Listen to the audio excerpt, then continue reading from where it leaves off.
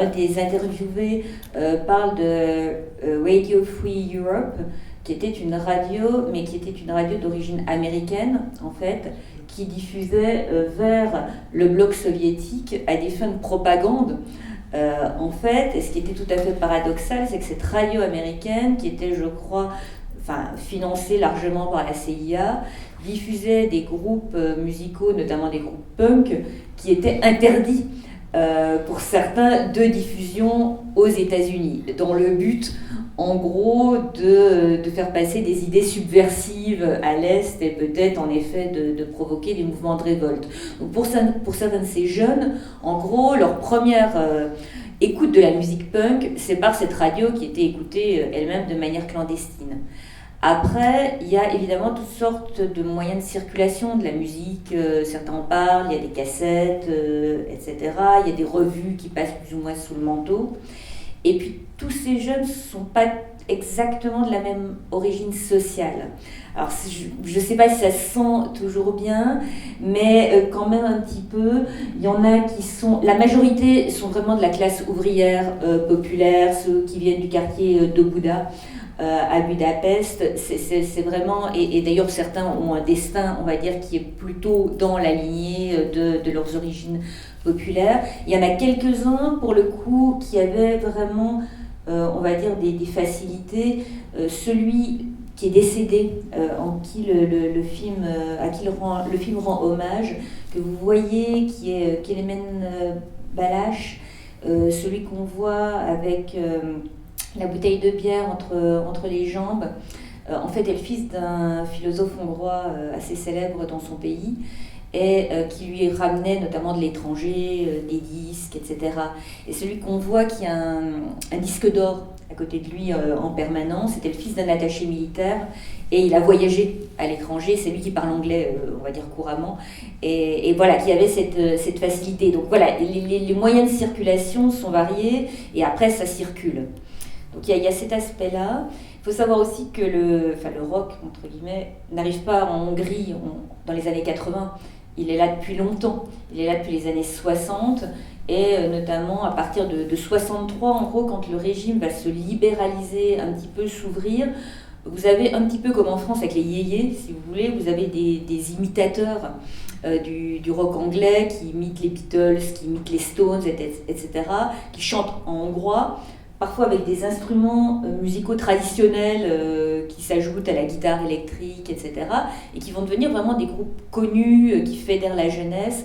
Et il y a toute une culture qui naît, alors entre, on va dire, tolérance, parfois soutien du régime qui a aussi besoin que la jeunesse ait des dérivatifs, répression si on va trop loin.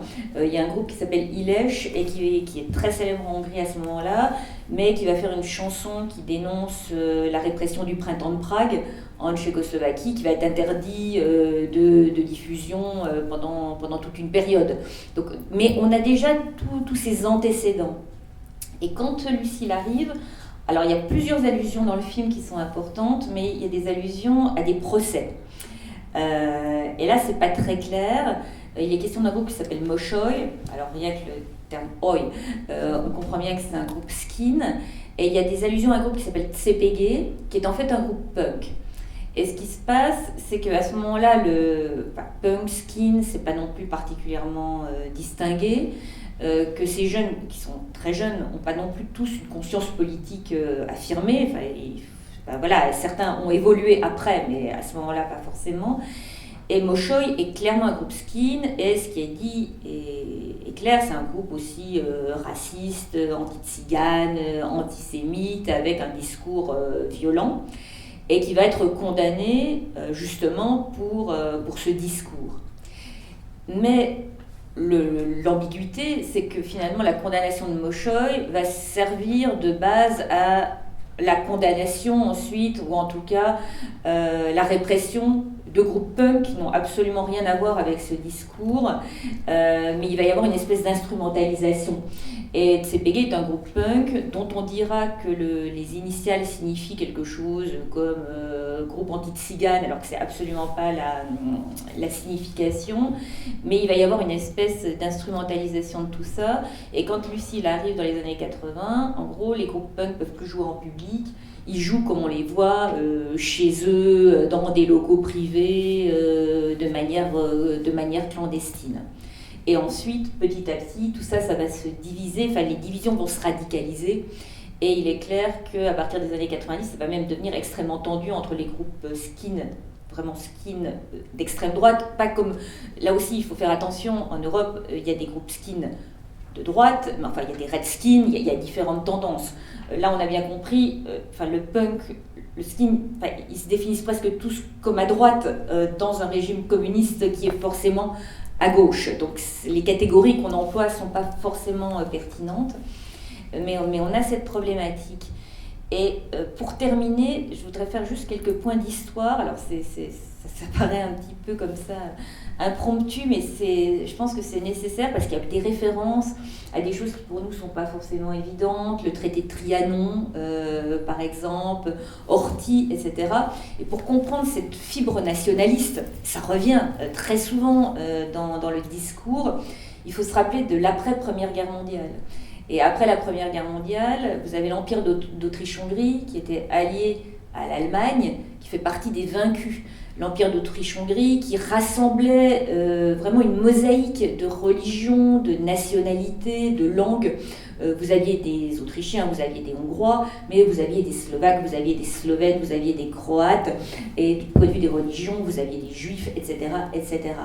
Et à la fin de la Première Guerre mondiale, il va y avoir pour la Hongrie le fameux traité de Trianon en 1920, qui, on va dire, désintègre la Hongrie, la prive, comme le dit l'un des interviewés, d'à peu près des 2/3 de son territoire, d'à peu près la moitié de sa population, ce qui fait que depuis, il y a à peu près 5 millions de Hongrois qui vivent en dehors des frontières nationales.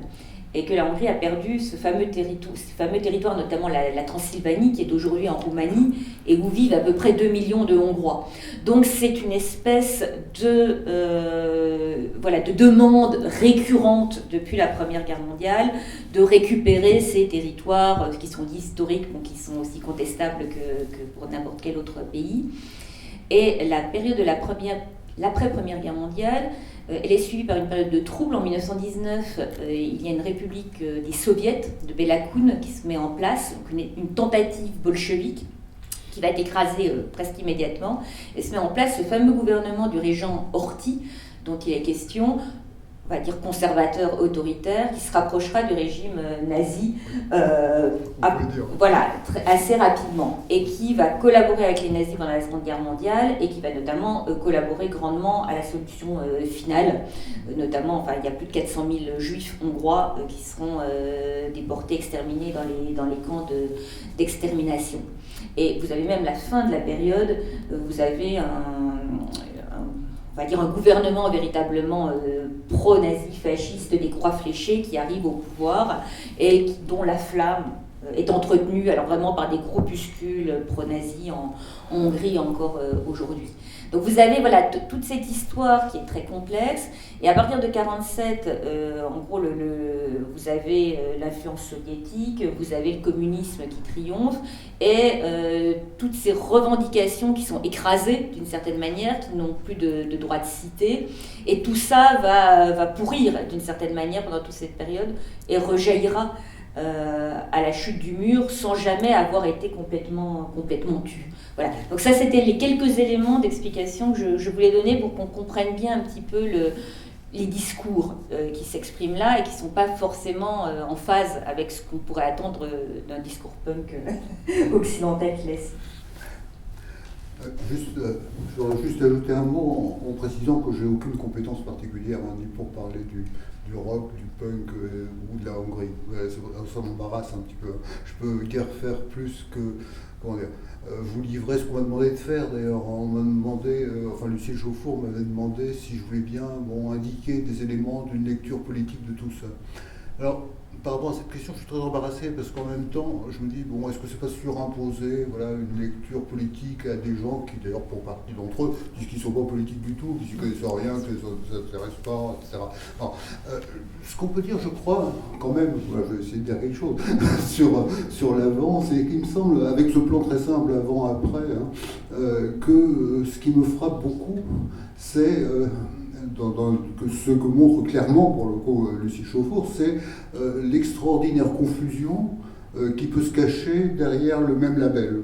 Au fond, derrière ce label punk et cette identité politique d'ensemble avant, qui serait anticommuniste, on voit bien, il n'y a pas de regarder très longtemps, ni même d'être très très attentif pour s'apercevoir l'extrême confusion en fait, hein, des discours, des points de vue qui s'expriment là-dedans. Ça va, ce que j'indiquais tout à l'heure, du rien du tout. La politique, je m'en fous, moi je m'amuse.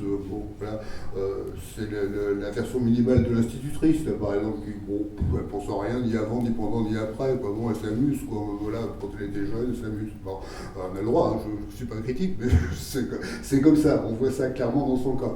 Mais on voit aussi, bon, chez certains, les plus politisés peut-être, enfin, un des versants les plus politisés, un antitotalitarisme, pourrait-on dire, hein, chez certains, qui, celui qui, par exemple, le dealer là, qui risque de retourner en tôle, là, qui dit Bakounine, dit bon, voilà, donc c'est une espèce de point de vue anarchiste par rapport à l'empire soviétique de l'époque, quoi. Donc on voit ce point de vue qu'on pourrait dire de gauche, si on veut, un point de vue punk, plus ou moins, chez certains aussi, avec le do-it-yourself, machin, bon, l'aspect, je sais pas comment dire, proto-hippie ou post-hippie, quoi, on pourrait dire, voilà, qui s'est développé aussi en Europe, mais on voit aussi, alors ça me semble aussi frappant quand même, hein, ce que vous évoquiez à l'instant, qui est aussi les tendances d'extrême droite. Alors bien sûr, extrême droite, on peut dire, comme vous l'avez dit, et c'est juste, bien sûr, si le pouvoir est de gauche, alors je suis de droite, bon, voilà, donc et à l'inverse, si le pouvoir est de gauche, je suis de droite, s'il est de gauche, je suis de droite, et s'il est de droite, je suis de gauche.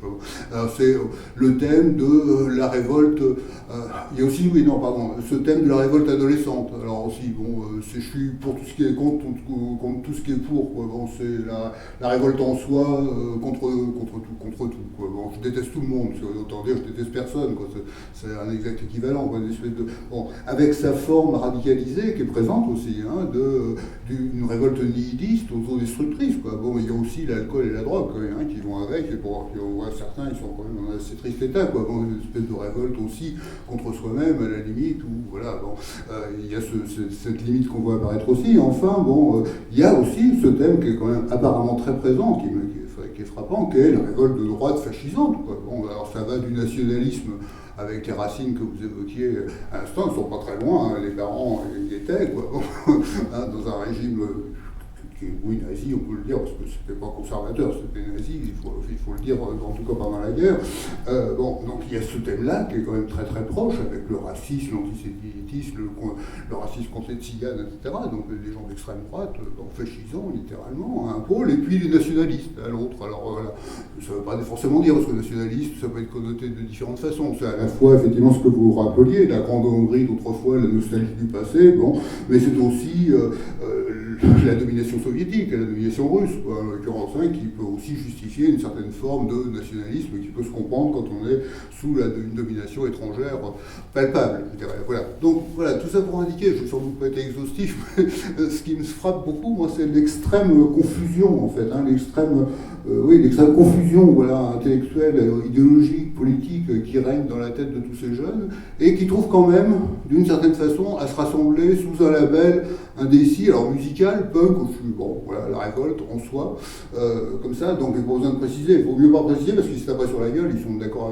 sur rien, à peu près, bon, en tout cas, beaucoup sont d'accord sur pas grand-chose, et puis, bon, qui peut aussi, politiquement, se fédérer sous le label anticommuniste. Voilà, bon, ils sont pour que ce régime succombent. D'ailleurs, ils vont tous, apparemment, interviewés là-dessus, disent qu'ils vont contribuer à ça. Alors, ce qui me frappe aussi, je me tais, ce qui me frappe aussi, c'est sur l'après, un monde d'après, j'aurais dit tout ce que je voulais dire, c'est que l'après, c'est pareil, quoi. C'est qu'au fond, l'extrême confusion qu'il y avait avant se reproduit après, très très vite, quoi. Après un petit moment d'enthousiasme où chacun espère, je sais pas quoi, que va se réaliser ce qu'il attendait, alors avec toute la diversité de ses espoirs. Après, voilà, passer le moment de la joie que ce soit fini, 20 ans après, on est exactement dans le même état. Alors ça me frappe beaucoup, quoi, avec des nuances, vous avez raison de le dire, vous avez fait un peu de sociologie, vous avez bien fait, quoi. Je pense que si on devait effectivement tenter de rendre compte du nuancier que j'évoquais tout à l'heure, ce serait bien compliqué. Il faudrait sans doute référer ces prises de position, ces manières d'être à des situations sociales très différenciées. On s'en rend compte, mais vaguement, c'est pas indiqué de façon très précise, il faut avoir l'œil que vous avez eu pour le voir, mais je pense que c'est important, on voit bien que bon, ils sont pas tous exactement dans la même situation, donc aussi, je pense que ça doit être une des clés de compréhension de la diversité de leur point de vue, mais en tout cas, ce qui me frappe aussi après, c'est l'espèce de désespoir, quoi. C'est-à-dire que là, pour le coup, ça devient très punk. Quand Lucille les interroge sur l'avenir, c'est de nos futurs, hein, mais vraiment très, très, très systématiquement, quoi. Ils sont tous vachement dépressifs, quoi. C'est vraiment très, très frappant. Sauf peut-être celui qui risque de retourner en tôle. C'est drôle, d'une certaine façon, il a l'air un peu plus optimiste que les autres, celui-là. Hein, celle qui est morte. Et c'est lui qui est mort. Ah, le pauvre. Bon, je ne savais pas si c'était lui. Bon, mais oui, il a l'air moins dépressif que les autres, pourtant. Mais voilà, non, c'est triste. Bon, je n'avais pas compris que c'était lui qui était mort. Bon, voilà. Alors, c'est paradoxal, mais d'une certaine façon, oui, c'est celui qui me semblait être le moins sombre, le moins pessimiste, d'une façon qu'avait quelque chose qui échappait un tout petit peu à cette espèce de vision extraordinairement sombre, suicidaire même, quasiment, du monde. C'est-à-dire qu'au fond, on pourrait dire qu'ils sont devenus punk, peut-être, au moins en ce sens-là. Ils le sont devenus, même s'ils crachent dessus, pour la plupart, ou bien disent, voilà, c'était quoi le plus jeune, etc. Mais en tout cas, cette espèce de vision extrêmement sombre de l'avenir, elle me semble aussi, avec des nuances très diverses, caractériser ceux qui sont devenus. Voilà ce que je pouvais vous dire. Oui. Dans ce film, ce qui m'a assez marqué, c'était ces concerts dans une ambiance à la fois qui semble maison, parce qu'il y a des papiers peints, il y a des fauteuils, etc. Mais en même temps, j'imagine pas comment ça pouvait vraiment avoir lieu dans les appartements, vu le caractère très bruyant de cette musique. Et en fait, quand j'ai étudié le rock en URSS au début des années 80, quand ça subissait des répressions sous Andropov, en fait, c'était tout un genre particulier qui est né à l'époque de concerts rock en acoustique, c'est-à-dire sans batterie, avec beaucoup de bongos, avec des instruments acoustiques au lieu de, avec un minimum une guitare signée électrico-acoustique, etc. Mais là, j'imagine pas, en fait, qu'est-ce que c'est que ces endroits? Est-ce qu'il y a plus d'informations sur ça? Parce que ça peut pas être... par rapport aux voisins, j'imagine pas ça, en fait. Il mentionne, à un moment donné, je sais plus qui mentionne ça, que autant la police n'aimait pas qu'ils traînent dans la rue, dans les parcs, ils pouvaient traîner, entre guillemets, dans des maisons de la culture. Il y a une des filles qui dit, dans une espèce de maison de la culture. Et du coup, ça peut... on pourrait peut-être faire des parallèles à la fois avec le rock en France, d'ailleurs, et les banlieues communistes, et le rock en URSS aussi. Ça m'évoque aussi les maisons de la culture comme un des créneaux possibles et comment dire, légitimes, en fait. Finalement, supervisé par le droit, c'est ce que ça évoque. Ça renvoie à ce que tu avais dit. Voilà. Depuis les années 60, le rock, les différentes formes de rock, parce qu'on a le rock des années 60, après on va avoir différentes formes de blues, on va avoir quelqu'un comme Molnar, du groupe Spion, qui est plutôt proche de Bowie, du point de vue de l'inspiration, jusqu'au punk. Et il y a différentes catégories, on va dire, ministérielles. Il y a des groupes qui sont véritablement soutenus par le régime. Il faut toujours bien penser, et ça vraiment je pense que c'est quelque chose qui est assez commun à la plupart des pays du bloc de l'Est, c'est-à-dire qu'il ne faut pas imaginer qu'il y avait une espèce de refus absolue du rock. Il peut y avoir des périodes, en effet, tu évoquais Andropov vers 82, mais on a vu ça en RDA vers 65 aussi, où là il y a une espèce d'interdiction qui est mise en place. Alors dans les années 80 en Union soviétique, en effet on ne peut plus jouer d'instruments type guitare électrique. En 65, c'est suite à un concert des Rolling Stones qui avait dégénéré à l'ouest que on interdit le rock à l'Est, comme étant une expression de la dégénérescence capitaliste, mais la plupart du temps, en fait, on se rend compte que les interdictions, d'abord, ça ne sert pas à grand-chose, c'est-à-dire que les jeunes continuent d'être fascinés, et que plutôt d'interdire, il vaut mieux encadrer, que c'est un bon moyen de canaliser la jeunesse, de la divertir, d'une vraie révolte politique concrète, engagée, et que pendant qu'ils font de la musique, ils ne font pas autre chose. Donc voilà, c'est aussi ce côté instrumentalisation. Donc il y a toujours une partie du rock qui est soutenue, mais ça implique qu'il y a une censure des paroles, qu'on donne par exemple les textes à l'avance, etc., etc. Et il y a des formes institutionnelles, ça se voit en RDA, où il y a aussi ces espèces de maisons de la culture proches de la FDJ, des jeunesses communistes est-allemandes. Et en Hongrie, c'est un petit peu pareil. Et alors pour les lieux, moi je suis un peu embêtée parce que là il faudrait vraiment Lucille, mais je sais que c'est des lieux privés pour l'essentiel. Ce qui ne veut pas dire qu'il n'y avait pas des concerts publics, mais là, comme c'est juste après les procès, c'est vraiment rentré dans une sphère privée, alors que ce n'était pas le cas avant, et qu'il y a quand même, je vais dire un double jeu, c'est peut-être pas du tout le bon terme, mais par exemple, certains de ces jeunes qui ont, on va dire, au quotidien, quand ils sont entre amis, une allure punk avec une crête, avec des vêtements typés, expliquent que quand ils allaient au lycée, ils rabattaient la crête, les mèches décolorées, ils les repassent au crayon, enfin ils se donnent une allure vaguement légitime, simplement parce que sinon c'est ce que l'un d'eux évoque, on est convoqué par le proviseur, ça fait toutes sortes d'histoires, etc., etc. Donc il y a une façon de se normaliser. Mais voilà, on est dans cette espèce d'entre-deux qui est assez complexe, mais tous les groupes ne sont pas persécutés. Voilà, ça, il faut pas se dire que c'est une répression globale.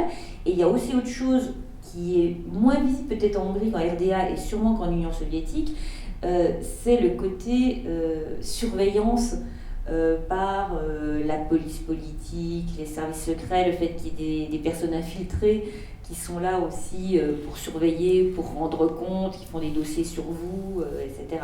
Ça se voit très bien en RDA, tout le milieu punk. Aujourd'hui, vous avez énormément d'anciens punks qui vont aux archives de la Stasi et qui demandent leurs dossiers, qui peuvent les consulter, qui découvrent, on leur amène, il y a un livre qui est paru récemment là-dessus, qui n'est fait que d'interviews d'anciens punks, et qui disent, moi je suis allé aux archives de la Stasi, il y a plein de gens qui vont aux archives de la Stasi pour pouvoir leur passer, on leur apporte un petit dossier comme ça, alors qu'ils s'imaginaient que, voilà, et lui il dit, moi je me suis installé tranquillement, et on m'a amené un chariot. Et avec, mais voilà, une masse de dossiers, il dit, en gros je peux réécrire ma vie, jour par jour, parce qu'ils notaient tout ce que je faisais, ce que je disais, alors que ça n'avait un intérêt plus que mineur, mais il y a tout. Donc voilà, il y a cette espèce de disproportion aussi par rapport aux enjeux. Il ne semble pas qu'en Hongrie, ça ait atteint ce niveau, en tout cas. Je peux malheureusement pas dire beaucoup plus. Je voulais dire que j'ai adoré ce documentaire qui me rappelle ma jeunesse, non pas en Russie, mais à Berlin, dans les années 80. Et je voulais savoir surtout qui était Lucille, pourquoi cette Française était en Hongrie en 2 fois et 3 fois même, et comment elle a eu la bonne idée de les filmer. C'est que Lucille était a priori lycéenne, qui étudiait le russe, qui était fan de musique punk, et qui est partie en voyage scolaire avec son école en Russie. Et en Russie, visiblement, elle a dû passer une partie de son voyage scolaire à fréquenter des punks. Et elle punks elle-même, peut-être. Oui, oui. Et voilà, oui, elle-même était tout à fait intégrée dans le milieu musical. Et elle a appris qu'il y avait également à ce moment-là des punks en Hongrie qui subissaient la répression. Et elle a décidé de partir à la recherche. Bon, il faut savoir que Lucille, elle a fait après les arts déco, elle a aussi fait l'Ongzo.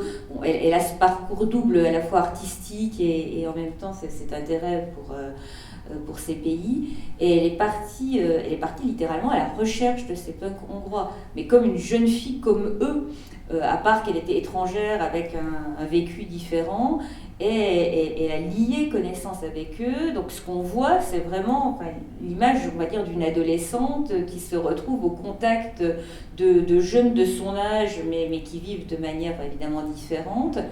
Et ce que ils ont dû s'entretenir en russe, alors j'imagine. Alors visiblement un mélange de russe, un petit peu d'anglais pour le peu qu'ils savaient et un peu de hongrois. Enfin bon, ça, je pense que c'était compliqué. Et quand elle est rentrée de Hongrie, elle est rentrée avec des cassettes clandestines de ces groupes qu'elle a fait éditer en France. Et quand elle est revenue avec des disques. Sous le manteau de ces groupes, des enregistrements de ces groupes, dont une partie a été confisquée, dont une partie, paraît-il, est venue collector, et qui sont évidemment très rares, mais qui sont un témoignage de cette culture à ce moment-là. Voilà, moi, ce que je peux en dire, mais c'est clair que c'est aussi un témoignage rarissime, et ces images de cette époque, bon, elles sont difficiles à imaginer autrement. Voilà, ça c'est indéniable.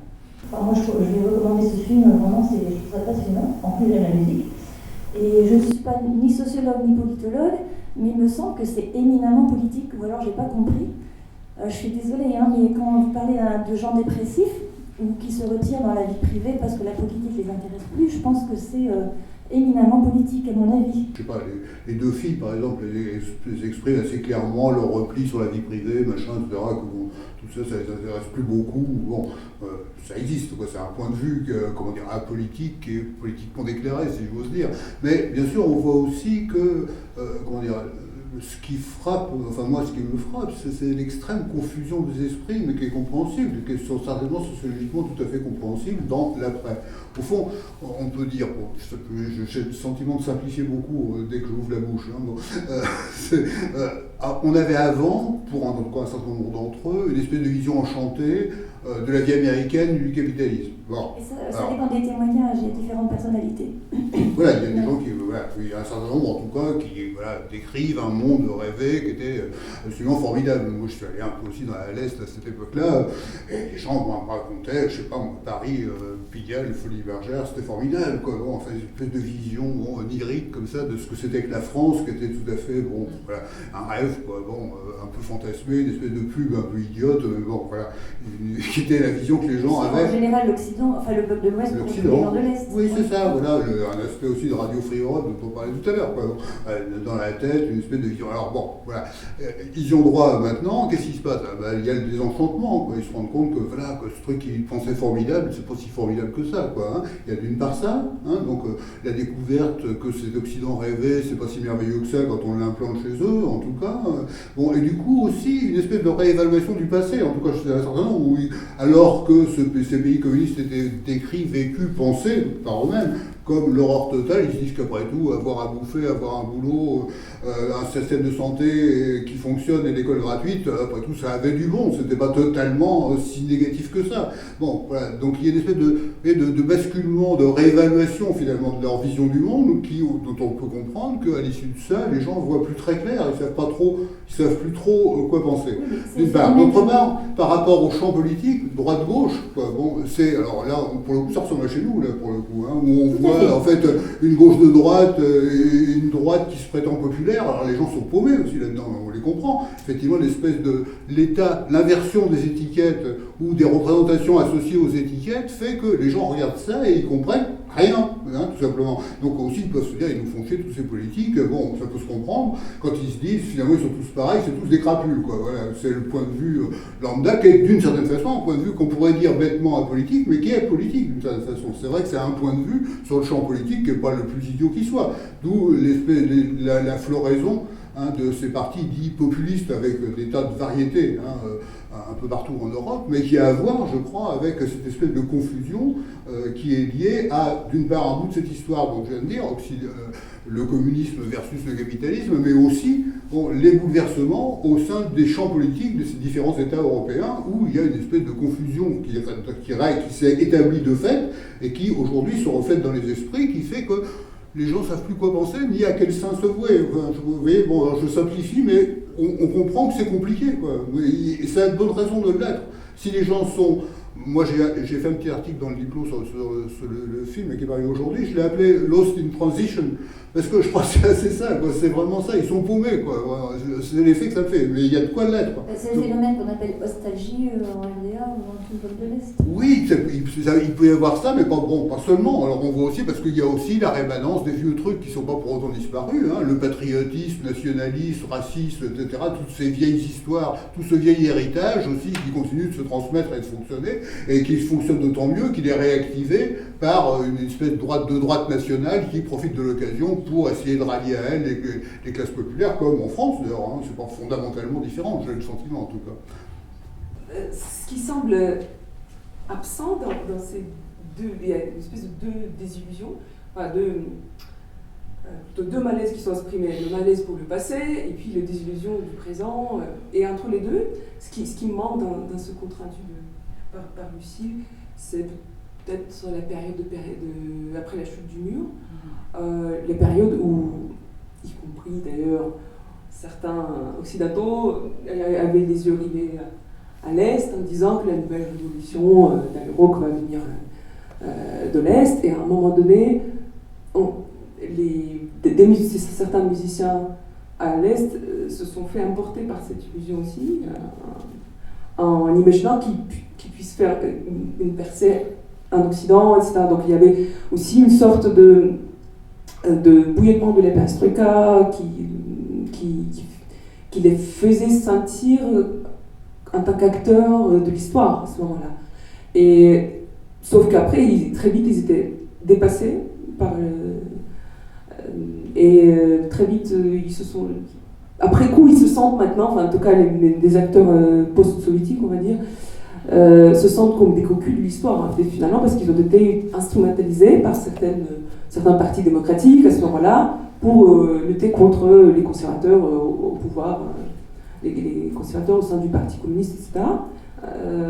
Et donc, je me demande si en Hongrie, il y avait aussi une configuration, une sorte d'instrumentalisation politique du rock, peut-être du punk moins, mais est-ce que cette remarquable absence quand même de tout enthousiasme, ne serait-ce que dans leurs souvenirs, liés à cette période, en fait, ils en parlent quasiment pas.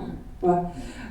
Est-ce que c'est juste lié au fait que ces 12 personnes qu'il a interrogées en particulier n'ont pas du tout été actifs en tant que groupe pendant cette période-là, ou alors, voilà, je voudrais savoir pourquoi cette notable absence. Ce que je peux dire, c'est que certains ont continué pendant toute une période leur carrière dans le rock, que certains de ces groupes ont eu du succès, notamment en Hongrie. Il y a un des interviewés d'ailleurs qui le mentionne, mais il y avait des groupes comme Trottel, etc., qui ont voyagé à l'étranger et qui ont eu du succès.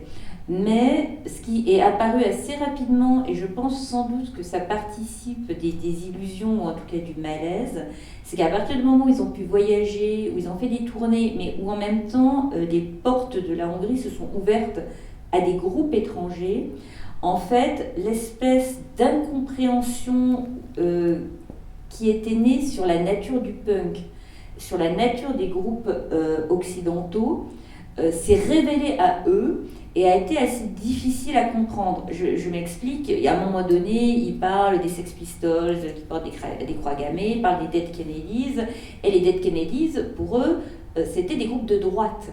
Ce qui est évidemment difficile à comprendre, mais pour eux, voilà, c'était un discours de droite. Et les groupes qui ont commencé à partir à l'étranger, certains se sont rendus compte assez rapidement que le public auquel ils étaient confrontés, ou les groupes auxquels ils étaient confrontés, en fait, ne se situaient pas exactement là où ils le pensaient sur l'échiquier politique. Ce qui les a troublés, alors certains ont fait, on va dire, des remises au point stratégiques, c'est-à-dire ont commencé à se présenter d'une autre façon que ce qu'ils faisaient en Hongrie pour passer, mais il y a eu aussi des mises à niveau difficiles, et je sais que quand Fugazi est venu en Hongrie jouer. Alors Fugazi, évidemment, ne savait pas exactement à quel public il avait affaire. Ce qui lui importait, c'était que, par exemple, il n'y ait pas des prix exorbitants par rapport au salaire moyen hongrois. Donc, ils ont fait extrêmement attention qu'il puisse y avoir un public populaire. Mais ils ne se sont pas rendus compte, à des moments, qu'ils jouaient devant, en gros, un public skin. Un public d'extrême droite qui voyait en eux un groupe de droite.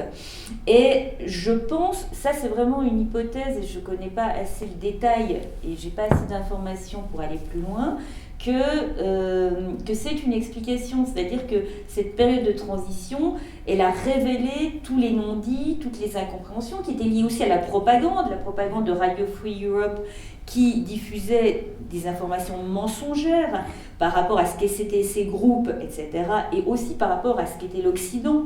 Et on sait qu'en 1956, quand en gros les réformes qui avaient été menées en Hongrie par Nagy ont été écrasées par Radio Free Europe, les États-Unis laissaient entendre que s'il y avait le moindre problème, il y aurait une intervention américaine pour sauver la Hongrie, ce qui n'a évidemment jamais était le cas. Donc il y avait tout ce passif, et je pense que quand toutes les barrières, aussi bien du côté occidental que du côté hongrois, sont tombées, la réalité, elle était un petit peu difficile à avaler et que ça devenait compliqué. Après, il y a je pense, des considérations beaucoup plus pragmatiques, comme on l'a vu par exemple pour les groupes punk en RDA, c'est-à-dire que le niveau tout simplement, n'était pas le même qu'en Occident. Ils n'avaient pas eu accès au même matériel, ils n'avaient pas eu, ils n'avaient pas entendu tout ce qui avait pu être fait à l'étranger. Et quand ils se sont retrouvés confrontés, par exemple, au groupe punk ouest-allemand, qui était d'une qualité excellente, ils n'ont pas passé la barre de la commercialisation. Et ça a été la même chose en Hongrie pour la plupart d'entre eux. Ouais. Non, je pense que c'est vrai que cet aspect-là aussi, l'aspect proprement musical, c'est important. Si vous ouvrez subitement le chant, vous internationalisez le chant, vous étiez un héros dans votre village, mais sur la planète, c'est plus difficile, quoi. Bon, c'est comme de vendre des trabants aux États-Unis, quoi. C'est pas gagné d'avance, quoi. En fait, on peut se demander s'ils n'avaient pas raison. Pas de futur. À l'heure actuelle, c'est pire qu'avant, presque, pour caricaturer. Le communisme, c'était peut-être presque mieux que ce qu'on vit comme maintenant. Et le vieux punk qu'on voit à la fin, dans la séquence finale, c'est une tristesse affligeante de ce que c'est devenu. C'est vrai que, ça c'est la vraie, c'est le mot d'ordre punk dans tout son, pas l'aspect provocateur, mais carrément, c'est la réalisation du non-futur, quoi. C'est le mec complètement paumé et épave, quoi. Bon, c'est une tristesse à pleurer, il faut bien le dire, quoi. Ce que j'ai envie de remarquer quand même, c'est qu'il s'adresse à nous. Il s'adresse à nous à travers la caméra, et il s'adresse à chacun de nous, il nous dit « laisse-moi tranquille, je n'ai pas envie de jouer à Matrix ». Et en fait, j'ai pas envie de rentrer dans votre jeu, là. J'ai pas envie d'être obligé de rentrer comme un hamster dans sa cage, à courir tout le temps, à travailler pour gagner de l'argent, etc. Je ne veux pas faire ça, laissez-moi tranquille. Il s'adresse à nous, c'est quand même une réalisatrice française qui l'a fait. On parle de l'Est, on parle de l'Occident, et en France, qu'est-ce qui s'est passé ? La chute du mur, parce que la France avait quand même, pendant un certain nombre de décennies, un statut un peu à part. C'était pas exactement non plus le même Occident que le Royaume-Uni ou les États-Unis. Il y a quand même eu en France les années d'après-guerre, le Conseil national de la résistance. La France était un pays qui était quand même un petit peu particulier, De Gaulle, etc. C'était pas dans l'OTAN, enfin bon.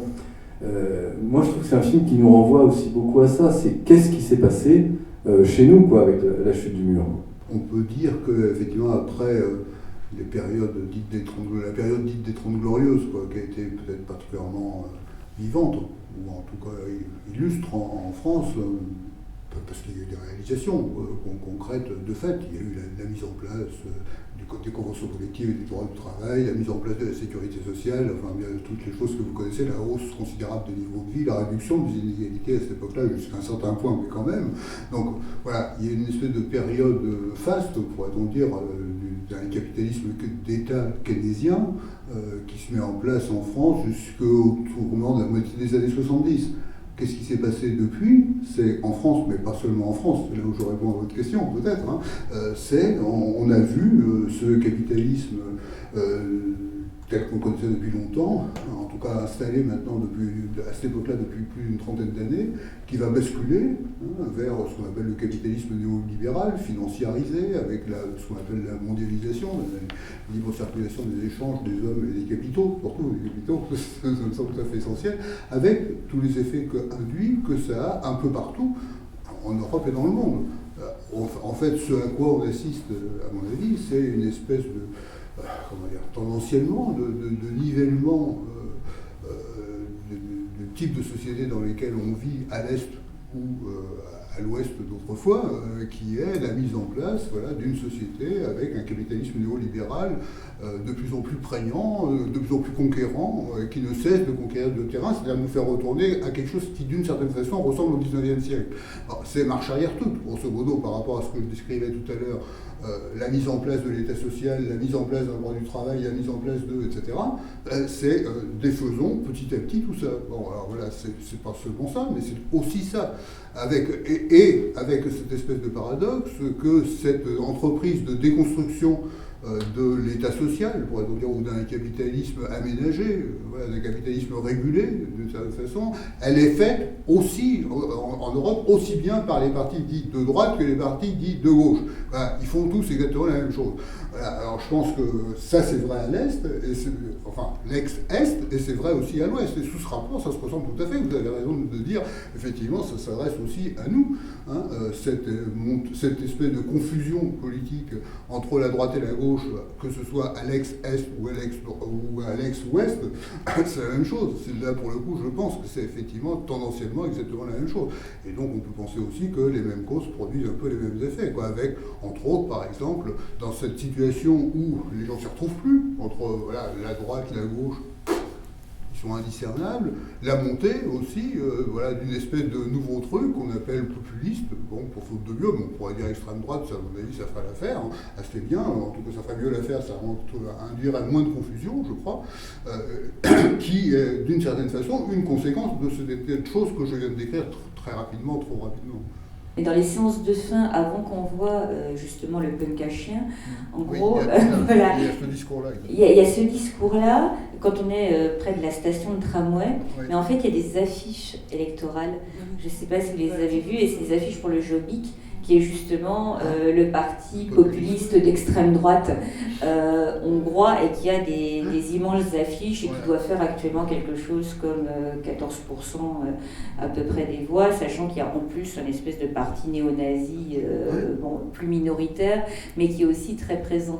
Donc en fait, on voit bien, on peut lire cette situation politique, sachant que par exemple le nom de Viktor Orban n'est jamais cité par aucun des intervenants, mais qu'on est dans ce moment de transition où en gros le parti d'Orban, le Fidesz, c'est un parti qui, après la chute du mur, en fait c'était pas défini comme un parti démocratique libéral, et la gauche a, elle, basculé quasiment intégralement du côté du libéralisme. À partir d'un moment que tout le monde est devenu libéral, il a fallu en gros retrouver des divisions, et le Fidesz, lui, il s'est situé sur cette optique conservatrice, populiste, nationaliste, avec des vieux enjeux, notamment ceux qui sont évoqués, des minorités hongroises à l'étranger, des frontières, et les vieilles lunes de l'antisémitisme, des tziganes, alors qui reviennent dans le discours, on le voit de manière extrêmement récurrente. Et c'est pour ça que je ne suis pas tout à fait d'accord sur l'idée que les deux femmes qui s'expriment sont apolitiques, parce que leur discours, pour moi, il est quand même clairement orienté, il est marqué par les préjugés, les stéréotypes, alors intériorisés sans forcément être discutés. Enfin, je veux dire, qu'elle répète, en tout cas l'institutrice, on a l'impression qu'elle ressort un discours qu'elle a entendu peut-être depuis ses parents depuis toujours. Mais malheureusement, c'est ces discours-là et c'est cette absence peut-être d'interrogation sur le fond de ces discours qui alimente aussi ce type de parti. Ça peut être lu, enfin je ne dis pas que c'est ça, mais ça peut être lu aussi comme une stratégie de dédouanement. Quand il y a eu les procès, les deux femmes, enfin l'autre dit qu'elle a joué à la fille et elle dit que voilà, elle a été interrogée par quelqu'un de très gentil. Je pense qu'on sait aussi se servir de cette façon de jouer les naïfs quand besoin. Mais ça, c'est un point de vue personnel. Oui. Voilà. Oui. Il risquait gros quand même. Hein? Il risquait beaucoup. Oh non, il risquait pas grand-chose. Non, faut pas exagérer. Non, quand même, il risque quoi? À peu près que dalle. Non, quand même, il faut rétablir les choses. Enfin, pour les groupes qui ont été condamnés. Oui, mais c'est des nazis. Bon, attention. Moshoy avait des tendances antisémites fortes et a été condamné, je crois, à quelques mois de prison. Mais Cepegui n'avait pas du tout de tendance nazie et les membres ont été condamnés à 2 ans de prison. Donc voilà, enfin, c'est ce que je disais à propos de l'instrumentalisation. On s'est servi en effet de groupes qui étaient indéniablement d'extrême droite et antisémites, aussi pour atteindre d'autres personnes qui n'étaient pas forcément sur la même ligne. Après, on ne va pas forcément en prison, mais je pense toujours à ce livre qui vient d'être traduit, qui s'appelle Too Much Future, et non pas No Future sur les anciens punks de RDA, qui disent bien que leur problème, eux, c'était pas le non-futur, c'était que leur futur était tout tracé, qu'on leur avait écrit leur vie, qu'ils étaient forcément déjà inscrits dans des cases, et qu'en même temps, en se disant punk, en se montrant punk, ça les excluait en fait de tout avenir, c'est-à-dire que certains étaient par exemple incorporés de force dans l'armée, étaient placés dans des institutions pour délinquants juvéniles, qu'ils n'avaient aucune chance d'aller à l'université, qu'ils n'avaient aucune chance d'avoir un emploi, etc. C'est-à-dire que les sanctions, voilà, elles sont peut-être graduées, mais elles pouvaient aussi être fortes. Voilà, c'est quand même pour nuancer. Mais il ne faut pas oublier quand même que c'est pas sans jouer à ça, c'est pas non plus tout à fait sans sanction en France non plus. Hein. Je veux dire, on aurait tort de penser que c'est sans sanction. Si vous laissez tomber l'école, vous mettez à vous défoncer, vous quittez vos parents, etc., vous allez avoir quelques problèmes de réinsertion après. Hein. Je vous garantis que c'est pas très différent. Et il faut rappeler aussi, même si là ça nous fait changer vraiment de sujet, que le rock a été l'objet de sanctions à différentes périodes, en France, en Grande-Bretagne et ailleurs. Donc ça, voilà, c'est pas un privilège du bloc de l'Est. Non, ça, c'est voilà. ça. Il y a un garçon à l'époque qui disait qu'il était accusé d'être un ennemi du peuple. Alors, les années 80, c'était peut-être plus soft, mais à une époque, il aurait été dans un goulag ou un truc comme ça. Être traité d'ennemi du peuple, c'était très grave. Mais là, c'était peut-être plus soft que d'être peuple de ce film, non? L'expression qui revenait le plus souvent, c'était asocial. Donc voilà, alors il y avait asocial, il y avait clochard, il y avait tout, voilà. Mais ce qui vous plaçait en marge. Mais on est dans une période, en même temps, là on entre dans des nuances complexes, mais la Hongrie, à partir de 63, c'est un régime qui s'est un petit peu ouvert, où il y a des réformes économiques. C'est pas le régime le plus dur du bloc de l'Est. Hein. De la même façon, par exemple, pour la Pologne, vous aviez des groupes hongrois qui allaient jouer en Pologne, et réciproquement. En Tchécoslovaquie aussi, il y avait une plus grande ouverture. Donc il y avait vraiment des nuances à la fois selon les périodes et selon les pays. Donc il ne faut pas imaginer qu'on avait une espèce de répression absolue, continue, et même en Union soviétique, c'est aussi assez variable, mais ça implique, ça implique des nuances.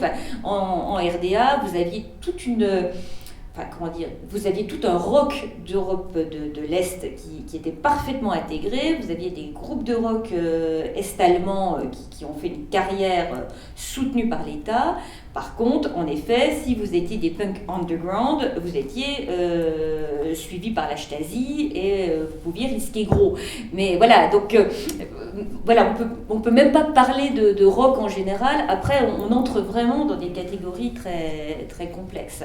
Mais on est aussi dans des régimes qui sont obnubilés par la différence, par ceux qui vont semer le trouble. Est-ce que dans ces gens-là qu'on a vus, il me semble quand même qu'il y avait aussi d'autres personnes qu'il a choisies et qu'il n'a pas rencontrées à l'époque? Alors, soyons bien clairs, les personnes que l'on voit, ce ne sont que des personnes qu'elle avait rencontrées à l'époque. Donc ça, il n'y a aucune ambiguïté. Qu'elle a recherché, pour certains, ça a été très très compliqué. Ça a pris beaucoup de temps, elle n'a pas retrouvé tout le monde, certains étaient morts entre-temps, il y a une allusion à cela. Ça a été très difficile, d'après ce que je sais, de retrouver les deux femmes en particulier, et ça s'est fait vraiment aussi du bouche à oreille, sachant qu'on le voit au début, quand ils passent les photos, enfin déjà eux-mêmes se souviennent, je veux dire, on nous ferait la même chose, je pense que ça serait pareil, enfin, on vous montre des photos de personnes que vous avez connues quand vous aviez 17 ans, on ne sait plus forcément qui c'est, loin de là. Donc, et en plus, certains étaient fâchés à mort, avaient eu vraiment de très très grosses embrouilles, notamment avec la scission skin punk. Donc ils n'avaient plus aucun contact, ils n'avaient absolument pas l'intention de revoir les autres. Et pour ce que je sais, quand le film a été diffusé pour la première fois, il y a eu une première à Budapest. Ensuite, ça a été très très compliqué. Je crois qu'il y a eu une première à l'Alliance française et puis une autre première, on va dire, dans un cinéma classique. Et il y avait des angoisses que, voilà, ça dégénère parce qu'il y avait des gens qui ne voulaient pas se revoir et puis, voilà, qui gardaient de grosses amertumes. Donc, mais en tout cas, ça, oui. Après, je pense que le fait qu'il y ait eu un tel écart de temps, ça fait qu'en effet, on confronte, on leur remonte les photos du passé, donc ils reviennent sur leur jeunesse, et forcément c'est à la fois flou, et puis c'est idéalisé, et il y a la nostalgie de la jeunesse, et en effet la nostalgie d'une autre période qui maintenant est loin, et puis on se dit finalement, ce qu'on connaît, maintenant c'est pas mieux. On ne cherche pas à faire dire aux gens ce qu'ils ne disent pas, donc on a juste leurs paroles, et puis on est libre de l'interpréter, et en même temps il y a forcément des failles. On va pas tout comprendre, mais c'est aussi, pour moi, pour l'historien, mais c'est pareil pour le sociologue, quand on est face à des personnes qui sont des témoins, ils vous disent des choses, mais qui elles-mêmes sont reconstruites forcément par leur mémoire, et qui ne sont pas non plus il ne faut pas y chercher une espèce de vérité, et encore moins une complétude. Voilà, ça c'est un peu comme ça que je le vois, mais je pense que voilà, les avoir retrouvés à ce moment-là, mais c'est peut-être aussi parce que c'était ce moment-là, parce que la Hongrie avait pris cette voie-là, que ça devenait intéressant de les retrouver. Ça oriente le discours. Voilà, ça c'est sans doute. Je pense, il me semble quand même que le titre du film dit bien ce que c'est, et donc aussi tout ce que ce n'est pas. C'est en mémoire du punk de l'Est, c'est-à-dire autant où il y avait un Est. Ce que vous évoquez à juste titre, la suite, mais la suite, c'est une autre histoire, d'une certaine façon, c'est une histoire continue, bien sûr. Il n'y a pas une césure comme ça absolue, radicale entre l'avant et l'après. Enfin, néanmoins, il y en a une, C'est-à-dire, il y a ce que c'était avant et ce que c'est devenu après, que vous évoquez là à juste titre, mais bon, c'est pas l'objet du film, Il s'agit au fond dans ce film de faire reconstituer comme on peut, avec les moyens du bord, avec toutes les difficultés que ça comporte, la mémoire de ce que c'était, une mémoire de ce que c'était. Voilà, des mémoires de ce que c'était, parce que la vérité, on y voit aussi, bien sûr, tout ce qui fait que, tout ce qui se passe en 20 ans, le fait que les gens ont changé, il y a un effet d'âge aussi, on n'est pas le même 20 ans après qu'on était 20 ans avant, c'est vrai pour tout le monde, c'est une triste banalité, mais enfin c'est comme ça. Il y a les effets de la mémoire, bien sûr, parce que tout les choses, on a oublié des tas de choses, on a reconstruit des tas de choses, bon, voilà, c'est comme ça. Et puis aussi sans doute, c'est vrai que vous insistez, mais vous avez raison de le dire, c'est très frappant de voir aussi à quel point voilà, c'est le passé, quoi. Et le passé, il se manifeste beaucoup dans le fait de la distorsion, des liens distendus ou devenus absents, ou même des gens qui se détestent, quoi. Il y a des gens qui se connaissaient bien, qui s'aimaient bien, même ou qui croyaient s'aimer bien, ou qui pensaient pouvoir s'aimer bien à une époque, être copains, quoi, en quelque sorte, se sont révélés être réellement incompatibles, tellement incompatibles qu'ils ne savent même plus qui c'est, quoi. Bon, des gens qui sont perdus de vue, complètement perdus de vue, et c'est jamais par hasard quand on se perd de vue. Enfin, ça peut l'être, bien sûr, mais enfin, c'est aussi certainement pas du tout par hasard, quoi. Entre autres, effectivement, on voit sans doute ce clivage proprement politique, celui-là aussi, qui semble s'être abattu de façon brutale d'un coup, alors qu'il était tolérable, semble-t-il, dans un avant, il est devenu intolérable après, quoi. C'est-à-dire entre les fascistes et les autres, bon, voilà, ça passe mal, quoi. Ils n'ont pas grand-chose à se dire, et même peut-être qu'ils se détestent carrément, quoi. Ce qui est aussi intéressant, parce que d'une certaine façon, ça révèle que, ce que je disais un petit peu avant, quoi, c'était compatible. Vous voyez, dans une espèce de flou, dans une espèce d'allodoxia généralisée, on pouvait se supporter, quoi, mais dans un certain contexte. Après, c'est plus faisable, quoi.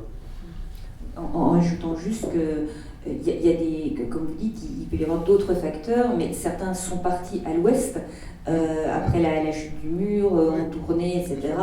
Et puis tous n'ont pas eu non plus la même réussite sociale. Bien sûr, et ça aussi, ça éloigne. C'est la dérive des continents sociaux. Az urak megszavarodtak, össze-vissza járnak már. Nem tudod, hogy mi van ma, csak azt tudod, hogy az idő áll. Élet! Az élet!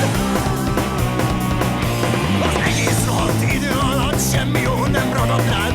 Megtanultál hazudni és jól tartani a pofádat. Élet! Az élet! Ez az, mit a mai régóta. I miss some of it. I hated a lot of it, but I don't feel any anger or any negative feelings. I don't have against it anymore, because there is a certain kind of beauty in it that I just cannot explain.